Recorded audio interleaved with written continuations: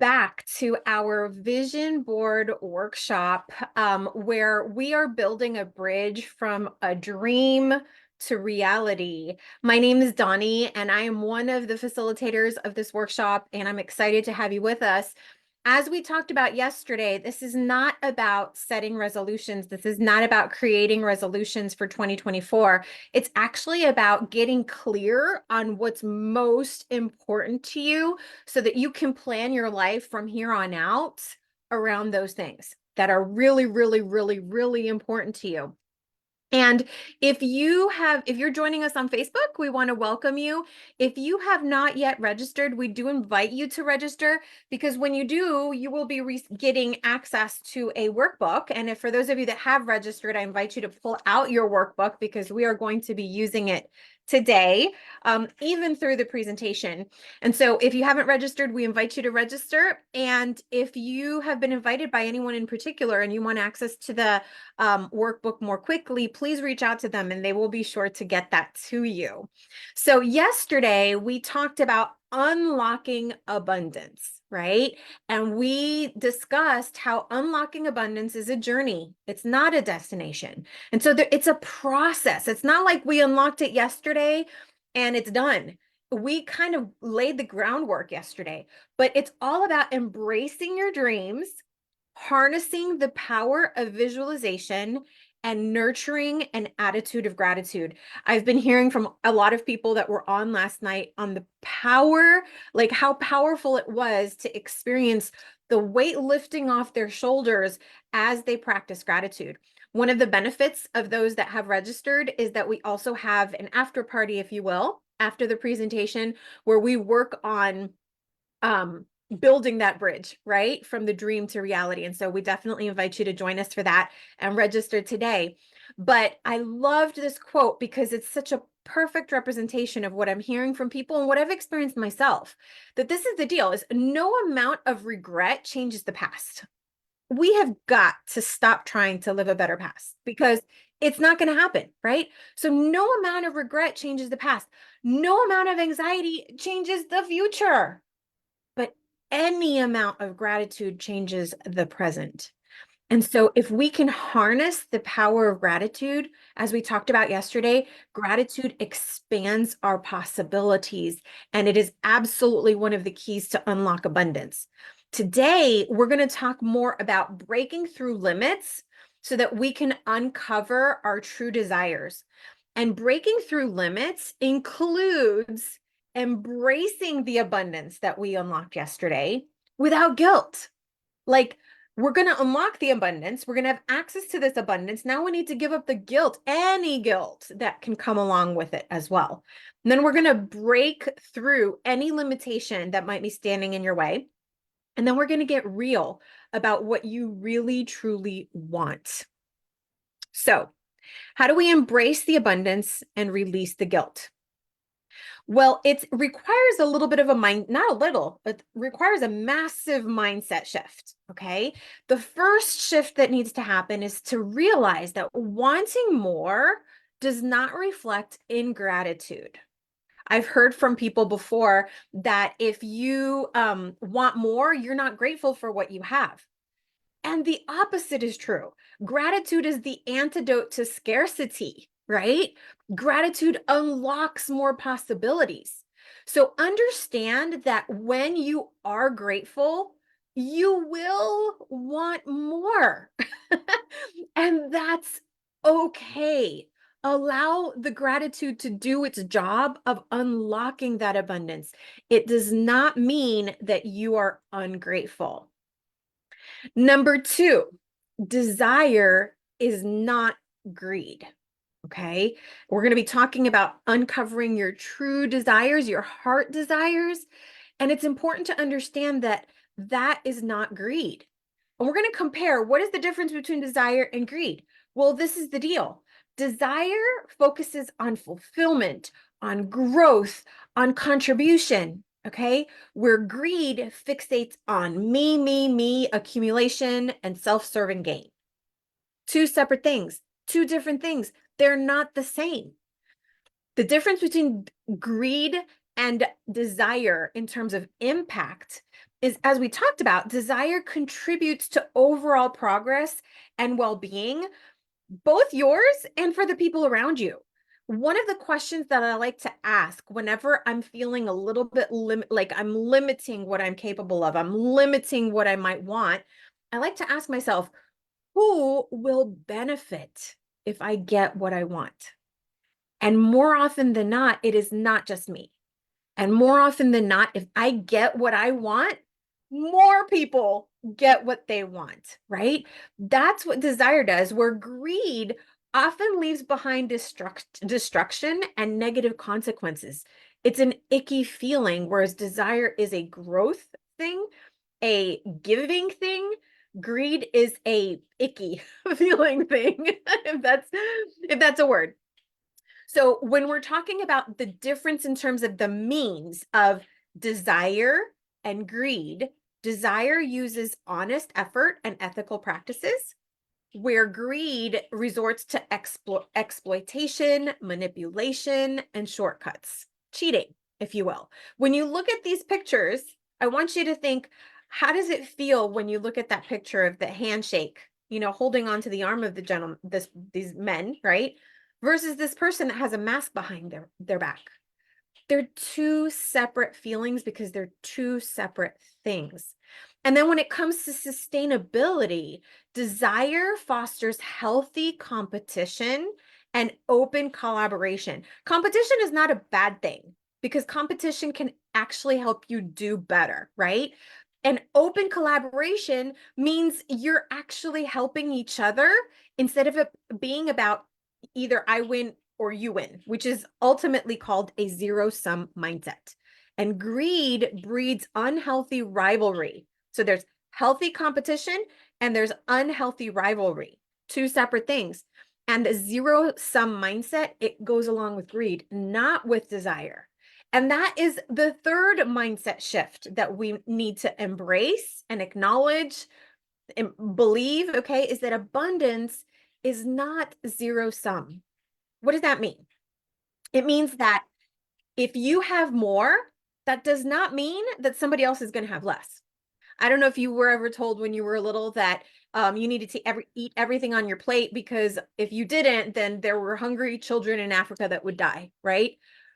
There is absolutely no logic behind that statement, because you eating or not eating here is not going to affect what's going on over there. Is it terrible that that's going on? Yes. Do we want to do something about that? Yes. You eating your meal has nothing to do with it. But that whole thought process makes us start believing that if I have something, then it actually hurts someone else. And that's categorically false. I love this image of the seeds because there are unlimited numbers of plants and fruits and vegetables in one seed. Okay. You can give somebody an apple or you can give somebody a seed. And if you give them the seed, they're going to have an unlimited supply of apples within a very short period of time. And the truth is that if you succeed at getting what you want, you simply become a magnet, actually, that helps other people and encourages other people to get what they want. And so today, I want to invite you to give yourself permission to want more. And in your workbook, for those of you that have your workbook, there's actually a permission slip. And I would love for you to take it out and sign it, okay? And this is what you are signing. I declare war on enough. It's time to unmute my heart and unleash the symphony of my desires. My dreams are not whispers, they are roars. Abundance is a garden, not a pie. I celebrate the bloom of others while nurturing the seeds of my own magnificent dreams. Gratitude is the fertile soil. I cherish what I have while allowing my desires to take root and blossom. Imperfection is the brushstroke, not the canvas. I embrace the journey knowing that mistakes are simply lessons on my path to limitless horizons. My soul craves the cosmos, and I grant it permission to reach for the stars. This is my permission slip, my declaration of independence from the tyranny of enough. If you are ready to give yourself permission, I would love for you to type permission down below. because you are worthy, you are capable, and you learn how to unlock the abundance. Now it's just a matter of continuing to practice that gratitude and visualization, which this whole week, tomorrow we're going to actually put a vision board together to help you continue doing that. But until you give yourself permission to want more, you will continue being small, keeping yourself small. Now, once you give yourself permission, we've got to take the next step, which is to break through the limitations that we perceive, because most of the limitations that we have are either self-imposed or perceived limitations. There are many different kinds of limitations, but these are two big ones. The first one is self-doubt. It's that inner critic. Dr. A likes to call it our inner roommate, right? That bullies us and keeps us small and stuck in that box. It makes us feel guilty for wanting more. It keeps us thinking, I don't know if I can do it. And so if I don't know if I can do it, then I won't even try. Whereas gratitude says, look what I've already done. And so look what I can do. So let me think bigger. Okay. So what we want to do is we want to break through that limitation of self-doubt. And we also want to break through the limitation of societal pressure, which I like to call the shoulds. Okay. We've talked about how we should not should on ourselves, right? Stop shoulding on yourself. But that is ultimately what societal pressures do. Ultimately, society tells you what you should want, or you should be, or you should have.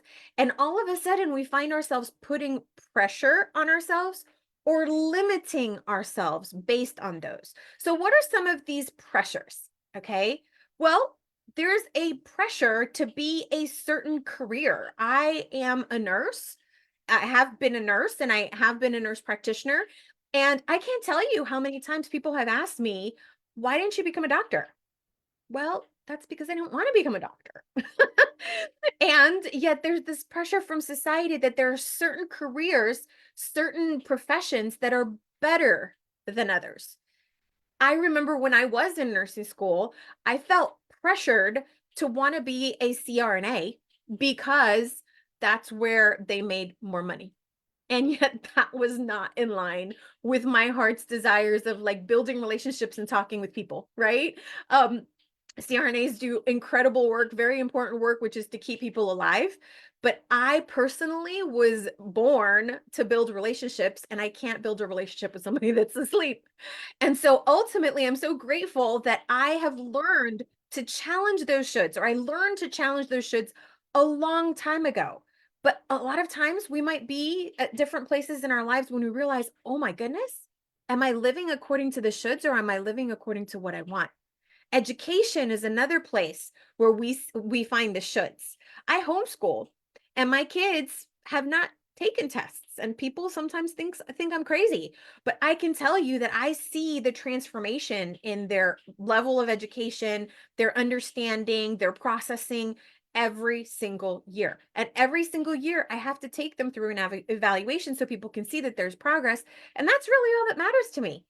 I actually went once to look for a math tutor and they were talking about helping them like surpass other grade levels. And I'm like, why? Why? What is it about that grade that makes it such a big should? Once again, I am a little bit of an outside the box thinker, but ultimately, what I'm hoping that we'll do today is to help you start thinking outside the box as well in terms of what is the should behind that. Now, it might be something that is very, very important to you. But the question is it important to you or has it been imposed on you and you just kind of took it on? Okay. Then there's the gendered expectations, right?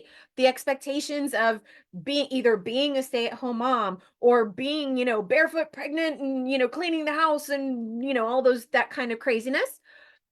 There's the whole idea of um that relationships and being married, that's a should. That's like a societal like status thing almost, right?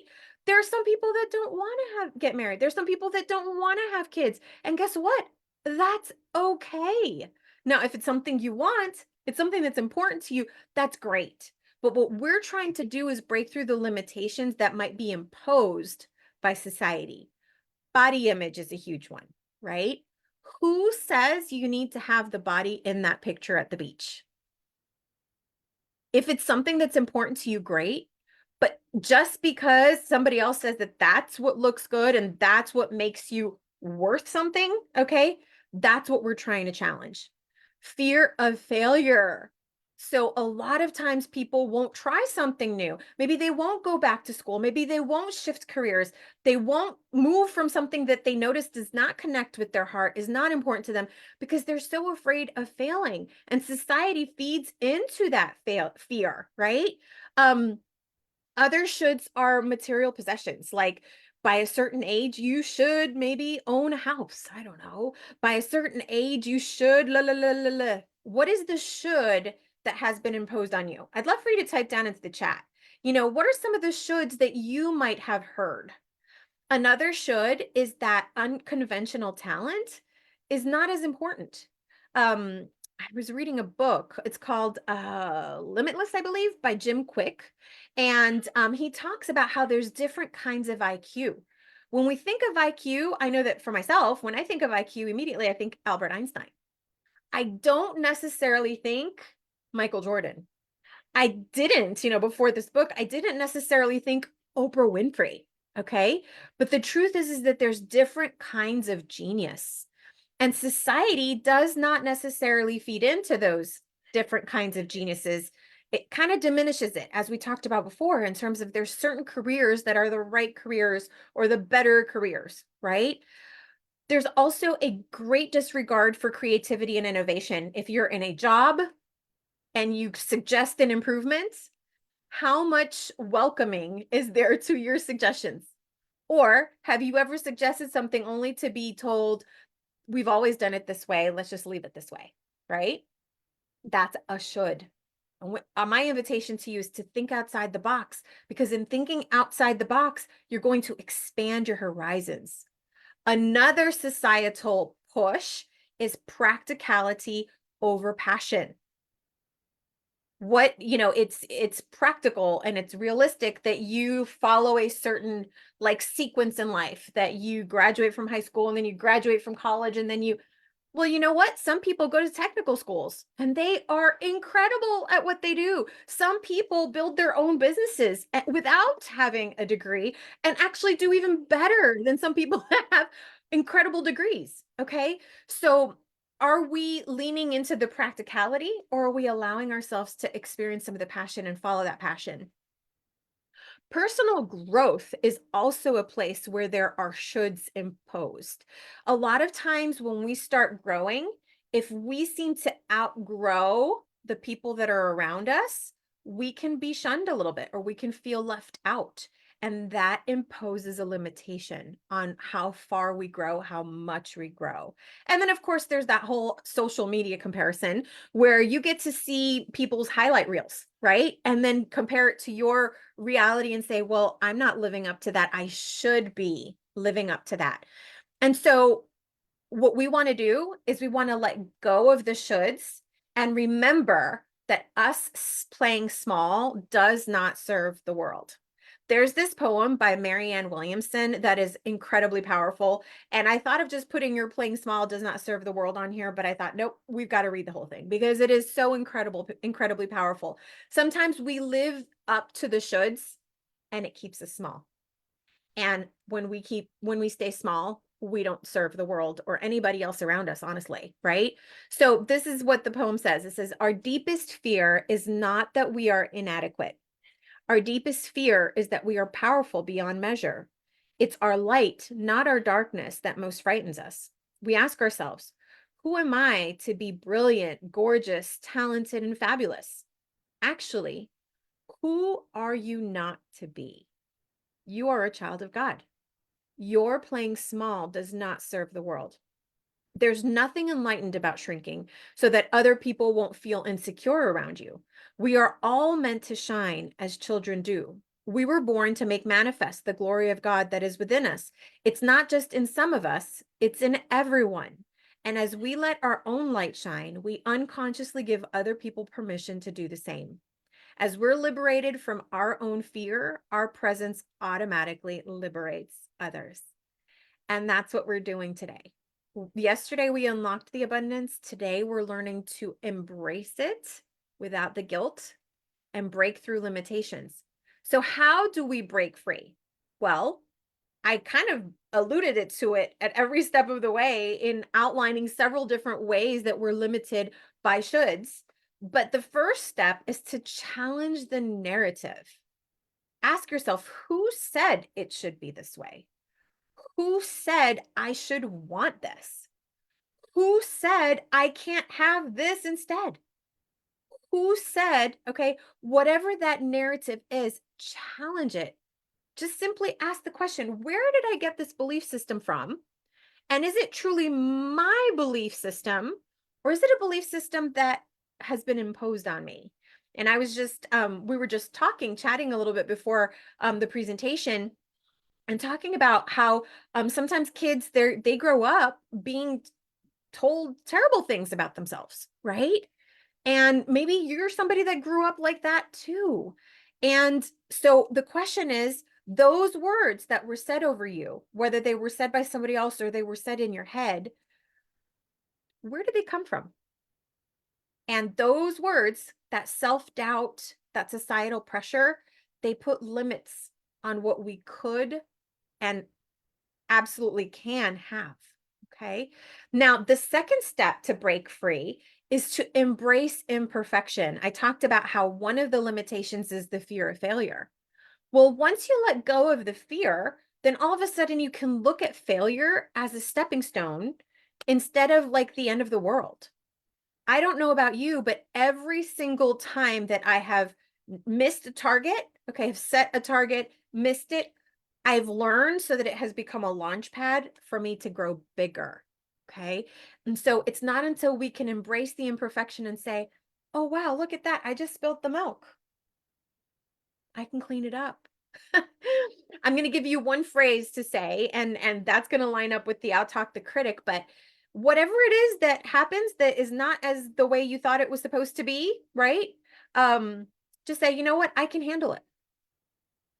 I've heard terrible stories of like tragedies and such terrible things that happen in the world. And it's amazing how the human spirit is so resilient. Now, obviously, does anybody want to experience any difficulty? No. But the truth is that no matter what, you will handle it. And so if there is a quote unquote failure, instead of looking at it as the end of the world, say, oh, that's a stepping stone. And you know what? I can handle that step. I can handle it. And then learn to out-talk the critic. So you've got that voice in your head, you've got the voices of society, they're speaking over you all the time, whether you're aware of it or not. And your job, if you want to break free from those limitations, is to be intentional about out-talking those critics.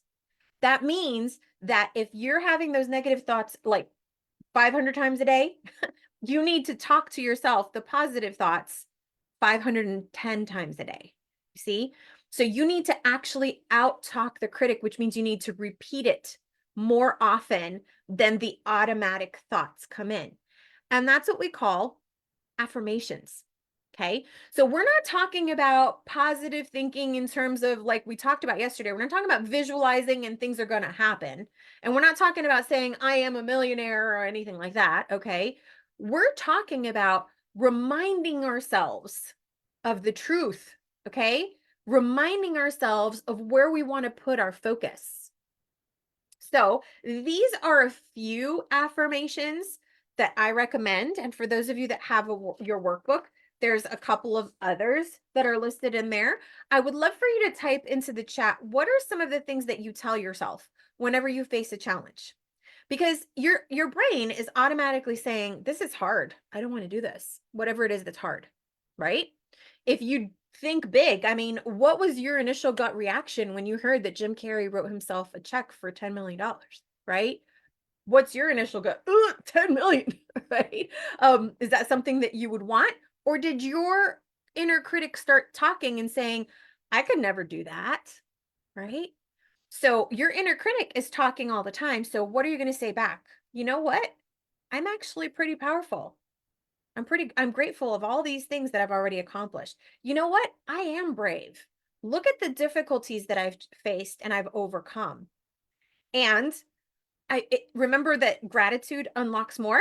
So I focus on my blessings. So the minute your brain starts going down a rabbit hole of, all the possible fears that you might be facing, remind yourself, I focus on my blessings. And I put 2 stars on this. This is not a typo. The last one on there says, I relax knowing I can handle it all. And that was the affirmation I mentioned before. Remind yourself, no matter what you're facing, I can handle it. I can handle it. So as you dream bigger, you're going to feel resistance. You're going to feel like, whoo, this feels uncomfortable for me. Okay. And you're going to remind yourself, I can handle it because this is important to me. Remember that this whole week is about getting clear on what's important to you outside of the shoulds, outside of the limitations, outside of the scarcity mindset. So, what is it that you really want? If you have given yourself permission and you're willing to remind yourself multiple times a day, and maybe even write those affirmations out and stick them all over creation so that you can remind yourself of the affirmations. The next question is really, what do you want? Like, really, truly, not what other people think you should want, not what you think you should want. What do you really want? So, how you're going to identify what you want is you're going to take inventory of how satisfied you are in all these different areas of life. Now, the Gallup organization did a worldwide study to find out they call it the currency of a life well lived. And they identified 5 areas of well-being. And it was physical, career, social, financial, and community. I have added spiritual because I feel like it's very important as well. But the Gallup organization outlined those 5 different areas. And so the first step is to identify how are you doing in each of these areas. And as you score yourself, now for those of you that have the workbook, you'll actually have this little wheel in there. And the way you score yourself is you're moving in towards the bullseye, right? So the closer you are to the bullseye, the more satisfied you are in that area. Okay. So the first step is to just take inventory as to how satisfied you are. For those of you that have registered, we're going to be doing this work together. For those of you that have not registered, I invite you to do it on your own or register to join us. But the second step is to ask yourself, what do you want more of in that specific area? Okay. Now, because of the way that our brain works on autopilot, it's sometimes easier to begin with asking, what do I want less of in that area? And then translate it into what do I want more of by identifying what you want less of. Does that make sense? But if you're able to really dive into what you want more of, that's what we want to focus on, is what we want more of, right? And then you want to prioritize which of these areas is most important for you to like make shifts or to move towards improvement in. And so you would prioritize 1, 2, 3, 4, 5, 6. Because the truth is that you can't do everything at the same time. But by getting clear, remember, we're getting clear on what is most important to you. By getting clear on what is it that's most important to you, you can navigate all of the challenges of life through the filter of that thing. So one of the things that matters to me is to be available for my kids.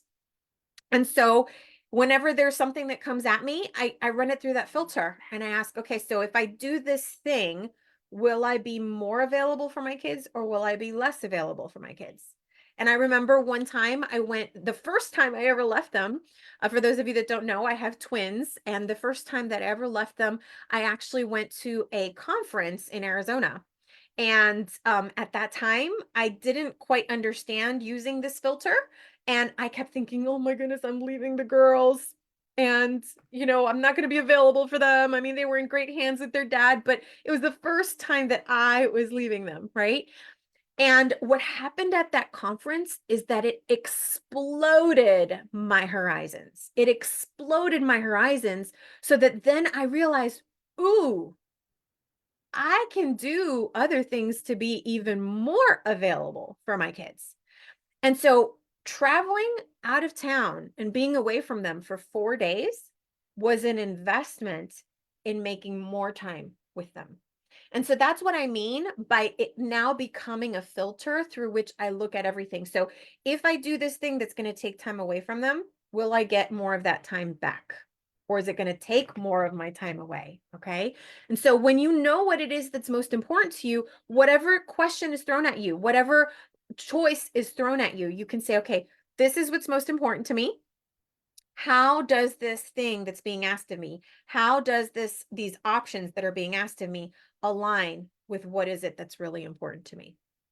So remember, we talked about this yesterday that living with intention means saying no to the things that aren't important to us so we can say yes to what matters most.